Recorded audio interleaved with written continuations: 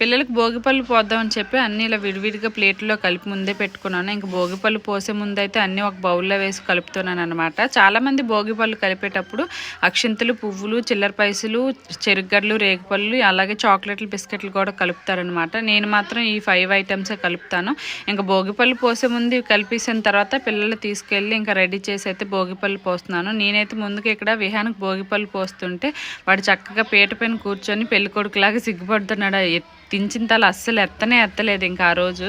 ఇంక మా మేనకోడలు ఏమో మా అత్త ఏం చేస్తుందా అని చూస్తుంది. ఇంకా నేను పోసేసిన తర్వాత మా ఆడపడుచు కూడా మా మేనకోడలకు పోసింది. ఇంకా పేరెంట్ వాళ్ళు వస్తారు కదా, వాళ్ళు కూడా పోసేసారనమాట.